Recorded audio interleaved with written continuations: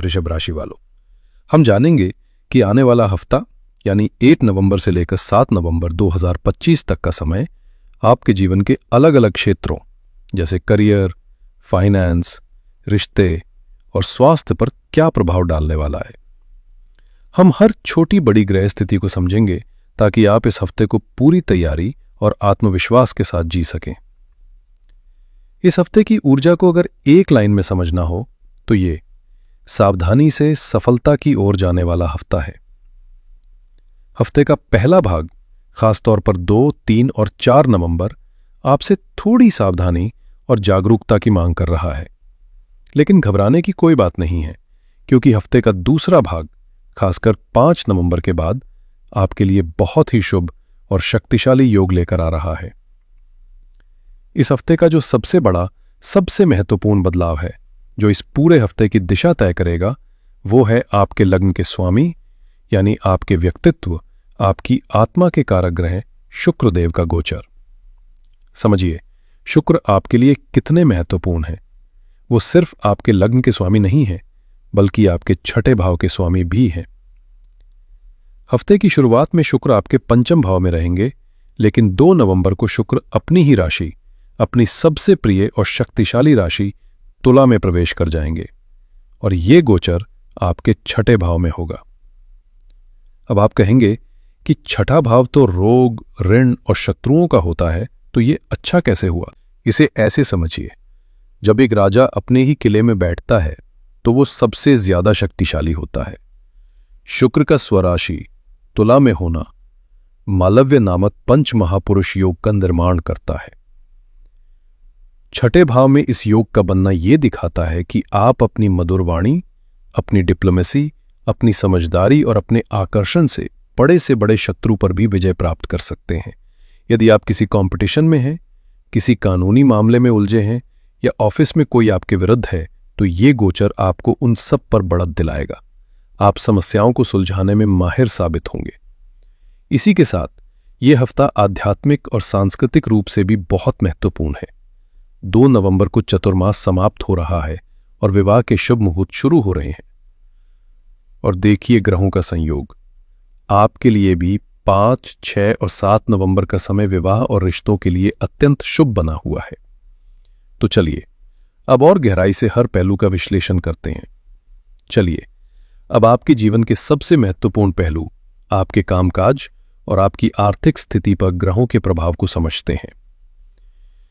यह हफ्ता आपके करियर के लिए एक मिला जुला लेकिन प्रगतिशील हफ्ता रहने वाला है। सप्ताह की शुरुआत बहुत ही फोकस्ड रहने वाली है। 1 और 2 नवंबर की सुबह तक चंद्रमा आपके दशम भाव यानी कर्म स्थान में कुंभ राशि में रहेंगे। दशम भाव आपकी पब्लिक इमेज, आपके बॉस, आपके काम करने के तरीके का होता है। चंद्रमा का यहां होना यह दिखाता है कि आपका पूरा ध्यान अपने काम पर, अपनी जिम्मेदारियों पर रहेगा। आप अपने सीनियर्स की नजरों में रहेंगे और अपने काम से उन्हें प्रभावित करने की पूरी कोशिश करेंगे। यह समय किसी भी नए प्रोजेक्ट को शुरू करने या पुरानी पेंडिंग चीजों को खत्म करने के लिए बहुत अच्छा है। इसके बाद 2 नवंबर को 11:30 सुबह पर चंद्रमा मीन राशि में आपके 11वें भाव यानी लाभ स्थान में प्रवेश करेंगे। यह गोचर 3 नवंबर तक रहेगा। यह भाव आपकी आय, आपकी इच्छाओं की पूर्ति और आपके सोशल नेटवर्क का है। यहां पर पहले से ही वक्री शनि और राहु विराजमान है। शनि और राहु का यहां होना दिखाता है कि आप अपनी आमदनी को लेकर लंबे समय से कुछ बड़े प्लान बना रहे हैं। चंद्रमा का यहां आना उन प्लान्स को एक गति दे सकता है। आपको अचानक कहीं से कोई गेन हो सकता है, किसी पुराने दोस्त या बड़े भाई से मदद मिल सकती है। व्यापार करने वालों के लिए यह समय विशेष रूप से अच्छा है, जहां आपकी सोशल नेटवर्किंग आपको कोई बड़ी डील दिला सकती है। अब यहां आपको थोड़ा सावधान रहना है। 4 और 5 नवंबर को चंद्रमा मेष राशि में आपके 12वें भाव में गोचर करेंगे। 12वां भाव होता है खर्चों का, हानि का और छिपी हुई चीजों का। इसलिए इन 2 दिनों में आपके खर्चे अचानक से बढ़ सकते हैं। हो सकता है कोई पुराना बिल सामने आ जाए या स्वास्थ्य पर खर्च करना पड़े। आपको सलाह दी जाती है कि किसी भी तरह के बड़े निवेश या ऑनलाइन शॉपिंग से बचें, वरना नुकसान की संभावना बन सकती है। हालांकि जो लोग विदेशी कंपनियों के साथ काम करते हैं या विदेश जाने का प्रयास कर रहे हैं, उनके लिए ये गोचर कुछ सकारात्मक खबर ला सकता है। हफ्ते का अंत आपके लिए शानदार है। 6 नवंबर दोपहर 12 बजे चंद्रमा आपके ही लग्न में वृषभ राशि में प्रवेश करेंगे और 7 तारीख तक यहीं रहेंगे।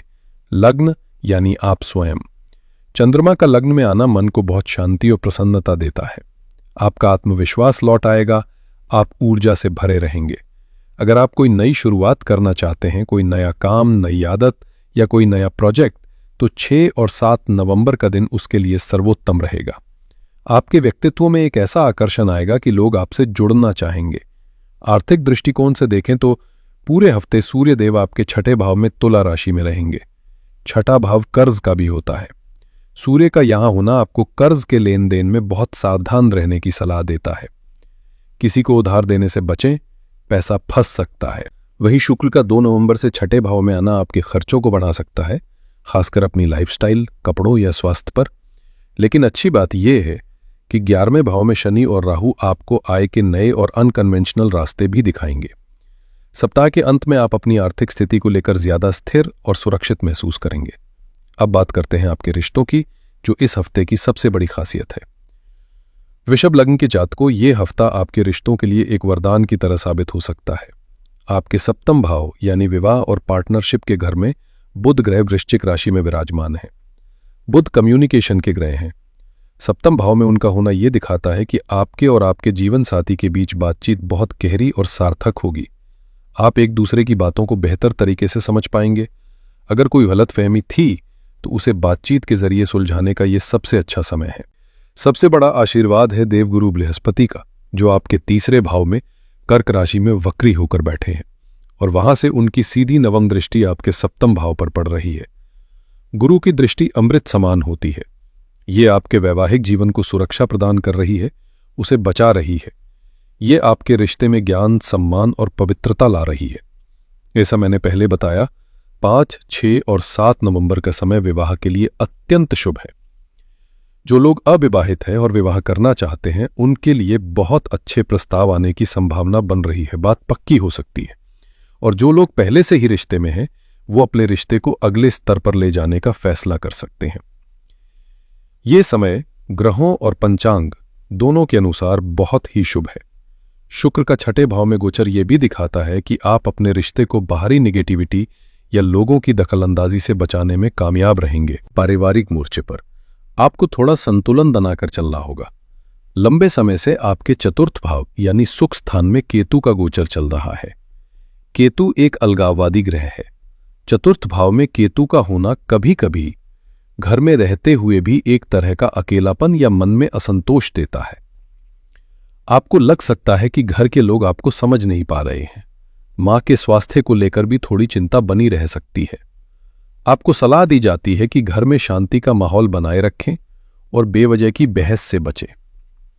हफ्ते के अंत में जब चंद्रमा आपके लग्न में आएंगे तो आप ज्यादा शांत और स्थिर महसूस करेंगे, जिसका सकारात्मक असर आपके पारिवारिक जीवन पर भी पड़ेगा। चलिए अब विशेष रूप से बात करते हैं वृषभ लग्न की उन गृहिणियों की जो परिवार की नींव होती हैं। आपके लिए यह हफ्ता क्या संकेत दे रहा है, आइए समझते हैं। आपके लिए सबसे महत्वपूर्ण आपका घर और उसकी शांति होती है। जैसा कि मैंने बताया, आपके चतुर्थ भाव में केतु का गोचर चल रहा है। इसकी वजह से आपको कभी कभी घर में सब कुछ होते हुए भी एक खालीपन या एक अजीब सी बेचैनी महसूस हो सकती है। आपको लग सकता है कि आपकी मेहनत को सराहा नहीं जा रहा। यह केतु का प्रभाव है। इससे परेशान होने की बजाय इसे एक अवसर की तरह देखें। यह ग्रह आपको आध्यात्मिकता की ओर ले जाना चाहता है। घर में पूजा पाठ में थोड़ा ज्यादा समय बिताएं। शाम को एक दीपक जरूर जलाएं। यह आपको आंतरिक शांति देगा। आपके लग्न के स्वामी शुक्र 2 नवंबर से आपके छठे भाव में आ रहे हैं। छठा भाव आपकी डेली रूटीन का होता है। शुक्र के यहां आने से आप अपने घर को सजाने संवारने, घर के कामों को और कुशलता से करने या कोई नई रेसिपी ट्राई करने में बहुत आनंद महसूस करेंगी। आपकी मैनेजमेंट स्किल्स बहुत अच्छी हो जाएंगी। लेकिन शुक्र ये भी कह रहे हैं कि घर की जिम्मेदारियों के साथ साथ अब आपको खुद पर भी ध्यान देना है। अपने लिए समय निकालें। अपनी त्वचा का, अपने स्वास्थ्य का ध्यान रखें। यह समय सेल्फ पैम्परिंग के लिए बहुत अच्छा है। यह हफ्ता आपके वैवाहिक जीवन में नई ताजगी लाने वाला है। सप्तम भाव में बुध और उस पर गुरु की दृष्टि आपके और आपके पति के बीच कम्युनिकेशन गैप को भरेगी। आप दोनों एक दूसरे से दिल की बातें साझा कर पाएंगे। खासकर 5, 6 और 7 नवंबर को माहौल बहुत रोमांटिक रहने की संभावना है। आप अपने पति के साथ कहीं बाहर जाने का या घर पर ही कुछ स्पेशल प्लान कर सकती हैं। चंद्रमा का गोचर आपके मूड को सीधे तौर पर प्रभावित करेगा। 2 और 3 तारीख को आप सामाजिक रूप से सक्रिय महसूस करेंगी, शायद रिश्तेदारों से बात हो या कोई मेहमान आए, लेकिन 4 और 5 तारीख को मन थोड़ा उदास या अकेला महसूस कर सकता है। इन दिनों में अपने ऊपर ज्यादा बोझ न डालें, आराम करें। और फिर 6 और 7 तारीख को आप बहुत ऊर्जावान, खुश और आत्मविश्वासी महसूस करेंगी और आपकी यही खुशी पूरे घर के माहौल को रोशन कर देगी। कुल मिलाकर यह हफ्ता आपको घर की जिम्मेदारियों के साथ साथ खुद के महत्व को समझने और सेल्फ लव पर फोकस करने के लिए प्रेरित कर रहा है। अब बात करते हैं स्वास्थ्य की। सेहत के मामले में यह हफ्ता आपसे विशेष ध्यान देने की मांग कर रहा है। सप्ताह का सबसे संवेदनशील समय 2, 3 और 4 नवंबर है। आपके छठे भाव से सूर्य और 2 नवंबर के बाद शुक्र का गोचर होगा। छठा भाव सीधे तौर पर रोगों से जुड़ा होता है। सूर्य आपके शरीर की ऊर्जा और हड्डियों से जुड़े हैं, वही शुक्र हार्मोन, किडनी और त्वचा से। इन दोनों ग्रहों का छठे भाव में होना आपको पेट से जुड़ी समस्याएं, यूरिन इन्फेक्शन या हार्मोनल असंतुलन दे सकता है। आपको अपनी दिनचर्या और खानपान को लेकर बहुत अनुशासित रहना होगा।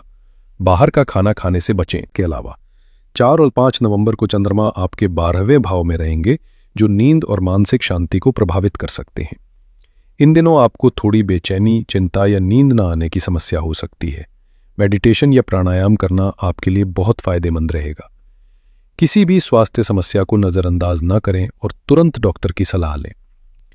स्टूडेंट्स के लिए यह हफ्ता काफी अवसर लेकर आ रहा है। 1 नवंबर का दिन विशेष रूप से शुभ है।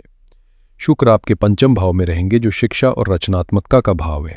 इस दिन आपका पढ़ाई में बहुत मन लगेगा। जो लोग आर्ट, म्यूजिक, डिजाइन जैसे क्रिएटिव फील्ड से जुड़े हैं, उन्हें कोई बड़ी सफलता मिल सकती है। इस हफ्ते कुछ बहुत ही शक्तिशाली योग भी बन रहे हैं। 4 नवंबर को गज केशरी योग का निर्माण हो रहा है। यह योग गुरु और चंद्रमा से बनता है और बुद्धि, ज्ञान और सम्मान में वृद्धि करता है। यह योग आपके 12वें भाव में बन रहा है, जो ये संकेत देता है कि जो छात्र विदेश जाकर पढ़ाई करने का सपना देख रहे हैं, उन्हें कोई अच्छी खबर मिल सकती है। इसके अलावा 7 नवंबर को चंद्र बुध युति योग बनेगा। ये योग आपकी वाणी, आपकी तर्क शक्ति और आपकी सीखने की क्षमता को कई गुना बढ़ा देगा। ये दिन किसी भी तरह की परीक्षा, इंटरव्यू या प्रेजेंटेशन के लिए बहुत ही शुभ रहेगा।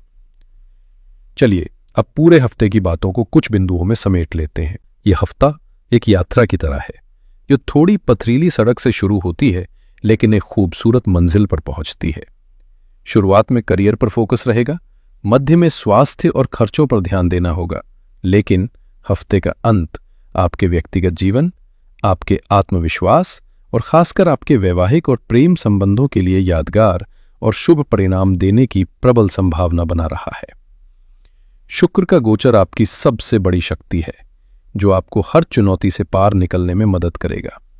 आपके लिए इस हफ्ते के सबसे भाग्यशाली और सकारात्मक दिन 6 और 7 नवंबर रहेंगे।